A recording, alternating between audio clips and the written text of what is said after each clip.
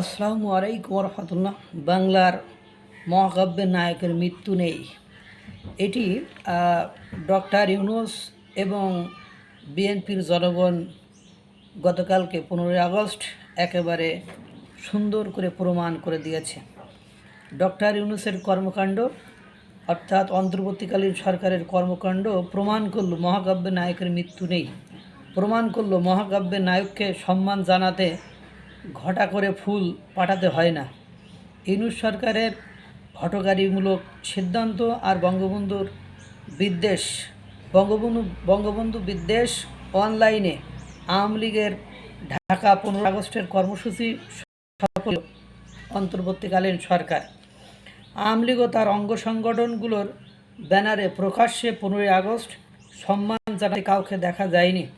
শোক পালনে আইনি বাধা না থাকলেও বাদশাদে অন্তর্বর্তীকালীন সরকারের প্রেস সচিব শফিকুল আলমের নির্দেশ পালন করতে গিয়ে পুলিশের বাড়াবাড়ি, বিএনপি নেতাকর্মীদের সহায়তায় প্রকাশ্যে মানুষকে হেনস্থা করা, পাশাপাশি আপনার ডিজে পার্টির মাধ্যমে অসুস্থ বিকৃত সংস্কৃতির প্রকাশ ঘটিয়েছে ডক্টর ইউনূসের সরকার। কিন্তু তাদের ফল হয়েছে উল্টা। সামাজিক যোগাযোগ মাধ্যমের এই যুগে মানুষের শ্রদ্ধা আগের চেয়ে বেশি শক্তিশালী এবং নির্ভীকভাবে বঙ্গবন্ধু সিক্ত হয়েছেন। বঙ্গবন্ধু যে বাঙালি জাতি ও অনিবার্য এক শক্তি, সেটি আরও একবার প্রমাণিত হয়ে গেল। বঙ্গবন্ধু শেখ মুজিবুর রহমানের মৃত্যুবার্ষিকী উপলক্ষে আপনি দেখেন এই গোপালগঞ্জ টুঙ্গিপাড়া, যেখানে আপনার হাজার হাজার লাখ লাখ মানুষ আছে যারা বঙ্গবন্ধুর জন্য কি করতে পারে। কিছুদিন আগে এনসিপি যে রাজনৈতিক দল নতুন হয়েছে, নিবন্ধন এখনও অবশ্য পাই নাই, তাদের উপস্থিতি বা তাদের সেখানে অনুষ্ঠানে 5 জন মানুষ জীবন পর্যন্ত দিয়ে দিল।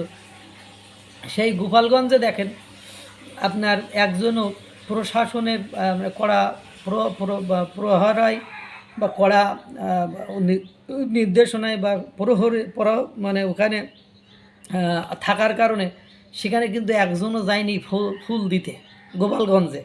কিন্তু ঢাকার ধানমন্ডি 32 নম্বরে বিএনপি এবং অন্তর্বর্তীকালীন সরকারের প্রেস সচিব শফিকুল আলম ওই যে বলল যেখানে গেলে আইন ব্যবস্থা নেওয়া হবে, নিষিদ্ধ জিনিসের প্রতি মানুষের একটু ইন্টারেস্ট বেশিই থাকে। এবং তার আগের দিন যেই ছাত্র দলের কিছু নেতাকর্মীরা মানে এমন কিছু কর্মকাণ্ড ঘটালো, সেটার কারণে মানুষ উৎসুক হয়ে গেল যে মানে কি না কি ঘটে, একটু চলে দেখে আসি।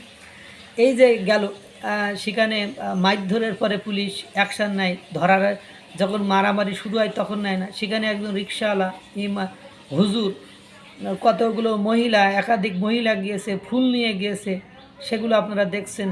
মাওলানা ভাসানীর জামাতা আসছে সেখানে, সেটাও দেখছেন। জেডাই খান পান্না যেতে চেয়েছিলেন কিন্তু যাননি, কেন? উনি গৃহবন্দী, উনিই জানেন, আমরা অবশ্য জানি না, উনি খুলাসা করেন নাই, শুধু এটুকুই লিখেছেন আমি গৃহবন্দী।